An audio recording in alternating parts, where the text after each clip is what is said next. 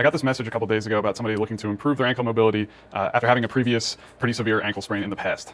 They're reporting a pinch in the front inside area of the ankle, and they're also saying that they want to work on tibial internal rotation because they feel that that's limited on that side. This person did not see a lot of success with banded mobilizations, and I would say that's pretty common from what I see. Really, banded mobilizations are just to desensitize the joint a little bit to make exercise more tolerable or give you some transient changes in range of motion, but not long-term permanent solutions. Just as a disclaimer, this is a very educated individual. I'm just giving them suggestions based off of their own self-evaluation. This is not me evaluating and diagnosing their issue. Just sharing a couple of ideas. A common reason that people get that pinch in the front of the ankle is because when they dorsiflex, their foot doesn't pronate as well, or they can't control the pronation as well, so they run out of joint space there. So these exercises are going to address a lot of the components that contribute to pronation, one of the biggest ones being tibial internal rotation, which they talked about they saw was limited on themselves with whatever assessment they did.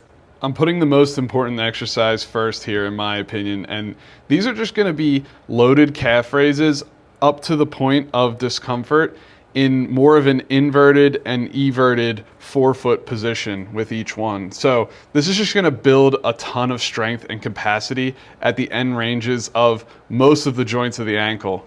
And then the next drill we're going to move into here is a curtsy lunge, focus on keeping full foot pressure to bias pronation and supination in each position. But also, as you can see here, we're really trying to control all of our available motion at the calcaneus in terms of inversion and eversion.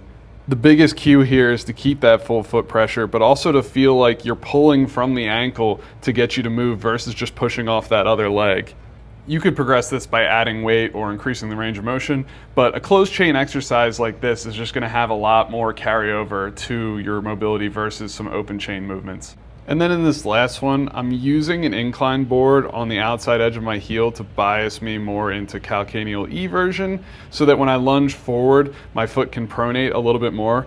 I'm notoriously bad at this, so you can see my toes kind of wiggling all around with this, but I'm also turning my torso towards the camera here so that I'm actually externally rotating my femur. So I'm squeezing my glute really hard here, and this is actually going to get some closed chain internal rotation at the tibia. So we're really getting to the end range as much as I can control with the glute here with each rep, and then you kind of back out of it and then out of pronation at the foot as well.